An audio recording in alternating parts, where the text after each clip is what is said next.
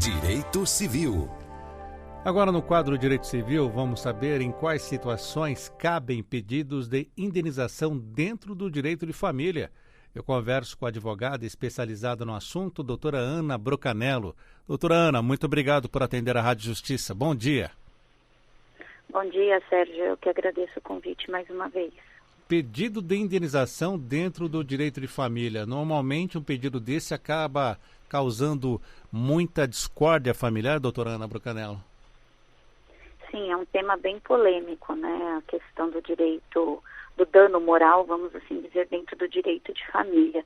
São questões pessoais até onde é passível uma dor diferente do que a gente tem dentro da área civil em geral, onde às vezes uma empresa indeniza, por exemplo, um cliente por um dano causado, dentro das relações familiares, onde envolve sentimento, onde envolve o afeto, acaba sendo um tema bem polêmico.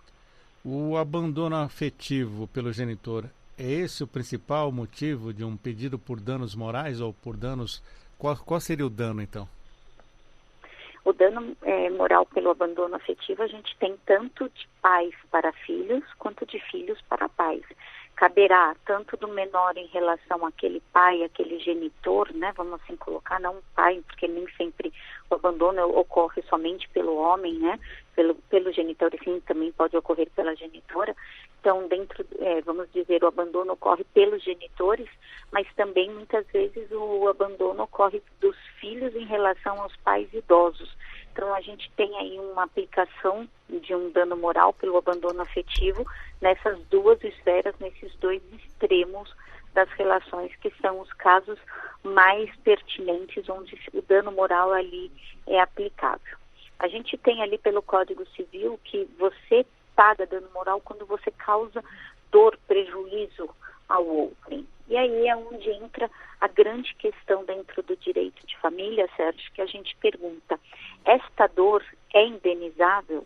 Aquele pai do qual não faz visita, aquela mãe a qual abandona moralmente, afetivamente aquele menor, ao deixá-lo de lado, ao negar-lhe, né, o sentimento, que é aquilo que a gente traz, é a vertente do sentimento, a gente pode pensar aquela indenização material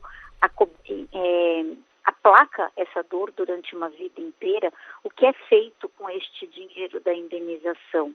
Como que a gente aplica isto? Uma vez que são dores, as dores das pessoas, trata-se de algo subjetivo dentro do direito. Não é como num dano material, que a gente tem ali quantitativamente um valor, uma quantia que a pessoa tomou prejuízo. No dano moral, a gente tem ali quanto que mede aquela dor, quanto que mede aquele abandono que a pessoa sofreu uma vida inteira. Então, como disse, até tem um laudo de um caso meu específico que ele fala: o amor não cabe indenização, mas o abandono sim. Então, a gente traz dentro da esfera do direito quanto que essa indenização traria. Então, para isso, a gente precisa observar realmente se aquele abandono causou realmente um certo prejuízo àquele menor, que no caso, muitas vezes acaba entrando com esta ação depois de adulto, depois de uma certa idade, né? Ou mesmo a mãe como representação tem que trazer a medida daquele sofrimento, daquele que foi abandonado pelo outro. Quando nós ouvimos falar em abandono paterno-filial ou a teoria do desamor, tem a ver com isso também?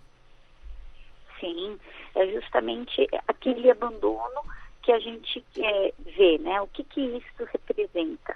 Representa, assim, diferente dos alimentos. Então, a gente aqui vamos partir de dois pressupostos, guarda e alimentos. Na guarda é onde vai aquele pai exercer os seus direitos sobre a convivência, sobre o pátrio poder, sobre exercer a dignidade ali da criança, de ampará-lo, né? Os alimentos se tornam, por outro lado, obrigatório, é a quantia da qual a criança necessita para sobreviver. Então, a partir do momento que a gente fala que os alimentos são obrigatórios, que ele passa a ser o dever de sustentar aquela criança é obrigatório, o dever de acolher, amar é opcional. Então, não há dentro da justiça, nada que obrigue um genitor, uma genitora a exercer aquele direito de visita, aquele direito de convivência com o menor. Ao contrário dos alimentos que ele sim é obrigado a exercer, porque senão vai preso, tem toda aquela punição, a questão da convivência se torna opcional. Então, enquanto ele muitas vezes paga os alimentos, ele se afasta por uma relação. Então, a teoria do desamor vem nisso, né? Que não tem como você obrigar, não há como obrigar aquela pessoa a conviver com aquele filho, com aquele menor, ou mesmo um filho conviver com seus pais, dependendo da situação. Doutora Ana Brocanello, há um prazo para que esse filho ou quem se sinta vítima desse abandono afetivo possa entrar com uma ação judicial e pedir essa indenização por danos morais? Não, é imprescritível. O que isso significa? Que não há um prazo de prescrição, né? Ou seja, de não ter o direito ali de ver aquilo. Ao ser muito subjetivo, essa dor pode vir aos 5, aos 10, aos 18, quando realmente é colocado aquele abandono, quando aquela pessoa se daria conta de que o abandono causou alguma situação. Então, isso acaba criando, dentro do mundo, mesmo porque se a gente está falando que cabe também abandono afetivo dos pais, dos idosos em relação aos filhos, né? Por exemplo, aquele idoso que está abandonado dentro de um lar, também caberia um dano moral por abandono afetivo. Os filhos também teriam a obrigação de indenizá-los, não só com alimentos, mas também dentro do abandono. Então, a gente vê que não há uma prescrição, não há um período para que isso possa ser feito, podendo ocorrer a qualquer momento da vida. E, doutora Ana Brocanello, normalmente quando encontramos situações de abandono, a pessoa que abandonou aquele ente querido, por exemplo, familiar, encontra-se numa situação financeira também difícil, muitas vezes, não todas. Mas como a justiça leva em consideração, o que a justiça leva em consideração para definir o valor do pagamento de indenização? Normalmente, há uma fixação, a gente tem um tribunal, na maioria, que nunca vemos dano moral superiores a 25 ou 30 mil, né? Ali é uma fixação meio padrão. Quanto vale esta dor, né? O quanto que vale? Normalmente é só uma punição para que aquilo não passe, né, em branco. Então, não há um parâmetro fixo de dizer o quanto. Vamos colocar, então, no caso de um menor, aquela criança precisou de tratamento psicológico ao longo de uma vida inteira. Isso, muitas vezes, é indenizável com dano material, ou seja, ressarcimento dessas despesas.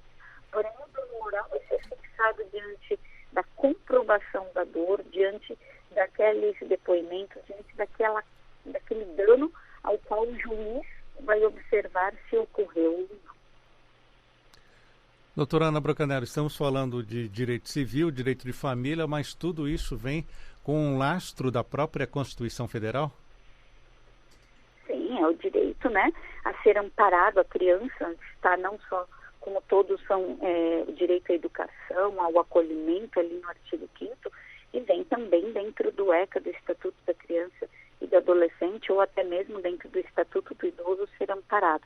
Então, a gente vem dentro do direito civil, a questão da indenização do dano moral vem ali, mas onde vem o respaldo da dignidade da pessoa humana, onde vem o direito do amparo, vem sim respaldado na nossa Constituição através do artigo 5º. Doutora Ana Brocanello, o que nós acompanhamos também, muitas vezes, é a justiça promovendo o reconhecimento de paternidade das crianças, que muitas nascem e são registradas sem o nome dos pais. Esta preocupação acaba sendo também necessária para evitar que situações como essas, em que ocorre um abandono afetivo, acabem acontecendo? No caso da investigação de paternidade, ali a gente vai ter mais uma questão, aquele pai que não assumiu, né, aquele genitor que não assumiu a criança ao nascer. No reconhecimento, a gente vai ter ali muitas vezes o amparo material, porque acaba obrigando a prestar os alimentos, mas dali a gente não consegue obrigar a ter o amor, não consegue obrigar a convivência. Então, nem sempre o reconhecimento através de uma investigação de paternidade vai criar os verdadeiros laços da criança com aquele genitor, com aquela genitora, a fim de que ela tenha o amparo afetivo. Ela vai ter, sim, o amparo material, como eu disse, os elementos acabam sendo obrigatórios, mas o amparo afetivo nem sempre vem através de um papel. Tanto que hoje a gente tem muito a questão da paternidade ou da maternidade socioafetiva, aquele famoso pai é quem cria, e ele acaba superando, né, os laços biológicos. Então, muitas vezes a gente vê dentro do direito de família o pai, o padrasto, a madrasta, né, reconhecendo aquela criança que ele criou, que não tinha um pai, colocando seu nome ali, adotando, ou mesmo criando a paternidade socioafetiva. Por quê? Porque houve um abandono afetivo do genitor biológico ou da genitora biológica, não fazendo assim o vínculo afetivo. Então, hoje, o afeto, dentro da nossa legislação, dentro do nosso direito civil, voltado, né, para a área de direito de família, pressupõe ser superior aos laços biológicos. Então, a investigação de paternidade é simplesmente para não ficar aquele vazio existencial de saber de onde você veio, a sua origem, de ter ali, às vezes, o amparo material, mas isso não faz o amparo afetivo.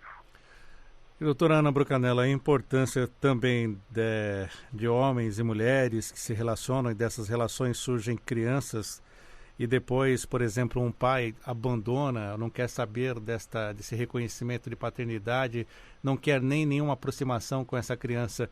Isso depois, no futuro, pode custar caro a este pai que age dessa maneira?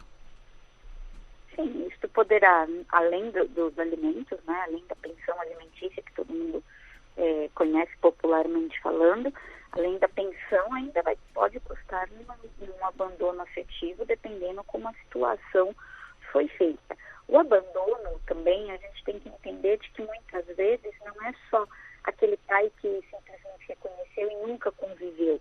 Tem que ter tido o contato primário, que aquela criança tem que se sentir rejeitada. Então, simplesmente desaparecer e nunca ter tido, também tem que ser verificado essa subjetividade da situação, né?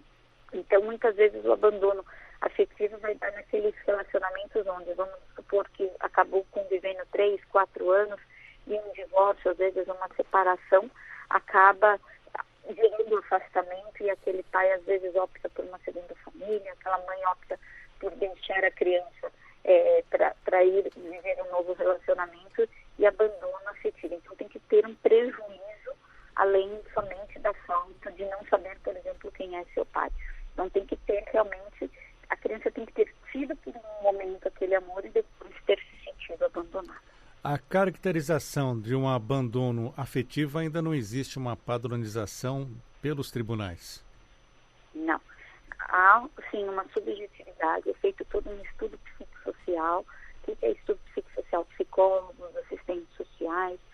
Vai ser feito diante do menor todo um estudo no entorno. Para quê? Para se descobrir até onde houve realmente o dano moral, onde houve aquela dor na moral da criança, daquela pessoa que está ali pedindo dano moral, para saber até onde houve aquele dano realmente a ser ressarcido através de uma indenização.